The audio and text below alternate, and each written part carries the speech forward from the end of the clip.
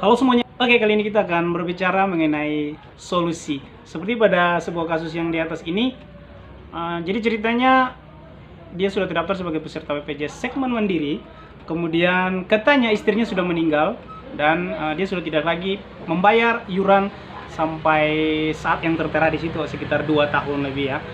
Kemudian dia tanya bagaimana solusinya. Kalau berbicara soal sebuah masalah, pasti orang akan cari solusi atau ide-ide bagaimana jalan keluarnya. Apalagi mengenai uang. Simak penjelasan ini sampai selesai biar teman-teman bisa paham terkait dengan masalah yang di atas. Oke teman-teman, jadi kalau teman-teman sudah terdaftar sebagai peserta BPJS Kesehatan segmen mandiri, otomatis kan teman-teman punya tugas dan tanggung jawab penuh untuk membayar iuran setiap bulannya. Sesuai dengan ketentuan yang berlaku yang selalu saya ingatkan di setiap video-video saya yang lain, yaitu kita wajib membayar iurannya dari tanggal 1 sampai tanggal 10 itu wajib. Jika kita membayar sudah lewat dari tanggal itu, maka kita akan ada dalam masa denda jika kita melakukan pembayaran sudah lewat dari tanggal yang ditentukan, yaitu tanggal 1 sampai tanggal 10. Oke, jadi bagaimana solusinya untuk masalah yang tadi?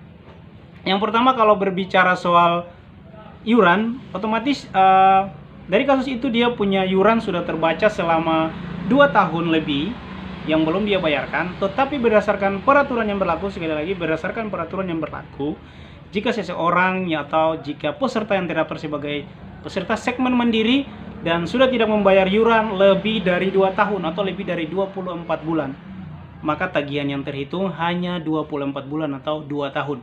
Sekali lagi, jika ada peserta yang tidak membayar iuran lebih dari 2 tahun atau lebih dari 24 bulan, maka iuran yang akan terbaca atau terhitung itu hanya 24 bulan. Oke. Terus, apakah jika kita sudah tidak membayar dan status BPJS kita itu, apakah dia akan hilang atau tagihannya akan hilang? Oh, tidak. Jadi jika Anda tidak membayar, maka tagihan yang 24 bulan itu tagihannya tetap ada. Dan kalau ditanya solusi, kan begini, data kepesertaan BPJS itu statusnya itu seumur hidup sampai pada saat Anda meninggal. Baru data Anda bisa dihapus. Bisa dihapus dari sistem kepesertaan. Jadi begini, kalau misalnya ada dua peserta, suami dan istri.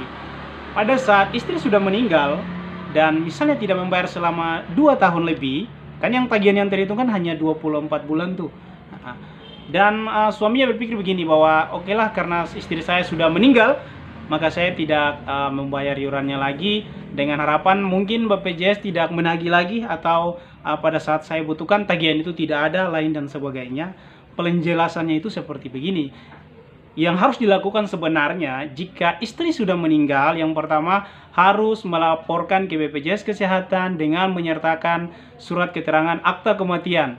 Ya, bisa dari kelurahan atau dari desa, dari rumah sakit, dari catatan sipil. Ya, dengan surat itu baru dilaporkan ke BPJS Kesehatan untuk menghapus data peserta yang sudah meninggal. Begitu, nanti dihitung berdasarkan ketentuan yang berlaku begitu.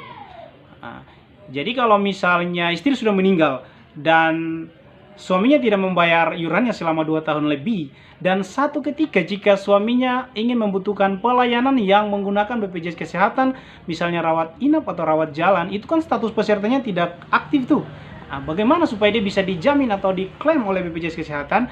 Ya, dia harus membayar dulu tunggakan yang menunggak selama lebih dari 2 tahun itu, tetapi kan nanti yang dihitungkan hanya 24 bulan.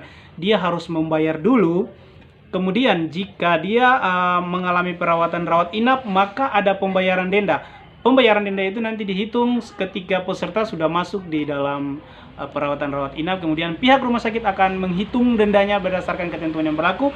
Dan ini selalu saya ingatkan dalam setiap video saya, biar peserta BPJS Kesehatan itu jangan bingung ketika diberikan denda. Karena kebanyakan peserta ketika sudah membayar tagihan dan sampai di rumah sakit, itu biasa pihak rumah sakit memberikan denda lagi, dan peserta itu biasa berpikir bahwa itu pembayaran double begitu, dan mengatakan bahwa tidak begini aturannya, begini aturan ini, padahal tidak, itu ketentuan yang resmi ya. Jadi pembayaran tagihan berbeda dengan pembayaran denda. Oke, jadi untuk penyebab pembayaran denda ya sudah pasti karena terlambat pembayaran dan ada ketentuan-ketentuan yang berlaku.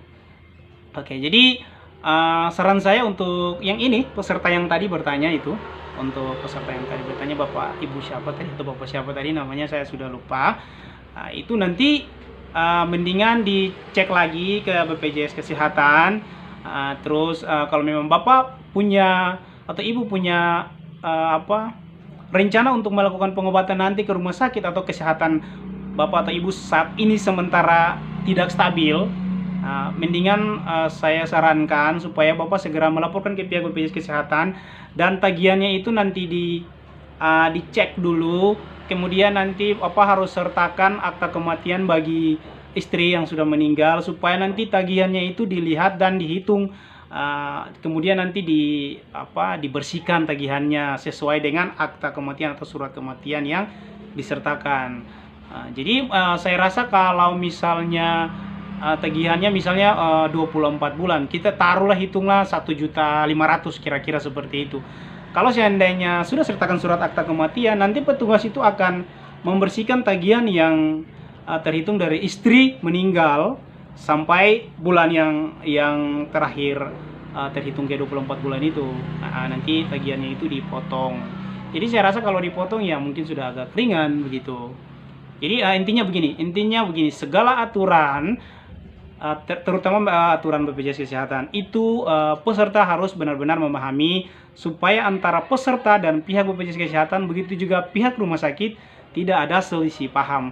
Karena segala sesuatu yang dibuat bukan kebijakan tetapi aturan yang sudah diturunkan dari Permenkes gitu. Jadi karena kebanyakan peserta suka menyalahkan pihak rumah sakit atau menyalahkan pihak BPJS, sementara yang jalankan itu adalah aturan yang sudah diturunkan dari Permenkes dan juga Perpres, aturan presiden dan peraturan pemerintah Kementerian Kesehatan. Oke, jadi kalau bagi Bapak yang bertanya tadi ya, ini dikhususkan untuk Bapak yang tadi. Begitu juga untuk kita semua, karena suatu ketika pasti ada yang mengalami masalah yang sama gitu. Jangan dibiarkan, mendingan dilaporkan dulu, lalu disertakan akta kematiannya. Terserah nanti mau dibayar atau tidak, alangkah baiknya dilaporkan dulu supaya prosedurnya itu kita tahu begitu. Karena nanti di sana petugas loket itu akan menjelaskan seperti ini supaya Bapak Ibu atau peserta itu bisa memahami begitu. Jangan kita mendengar dari orang dari sini ngomongnya begini, dari sini ngomongnya begini, akhirnya kita salah persepsi berbeda dengan ketentuan-ketentuan yang sudah ditetapkan. Oke, saya rasa video ini singkat tetapi bisa memberikan pemahaman berdasarkan pertanyaan yang tadi gitu, supaya kita jangan perbedaan persepsi dan jangan kita ada salah paham apalagi mengenai tunggakan dan denda lain dan sebagainya. Alangkah baiknya segala sesuatu mengenai BPJS Kesehatan bisa langsung konfirmasi ke layanan call center BPJS Kesehatan atau bisa langsung ke kantor BPJS Kesehatan untuk meminta info lebih lengkap. Oke, terima kasih, semoga bermanfaat. Salam untuk Anda dan salam untuk keluarga. Terima kasih.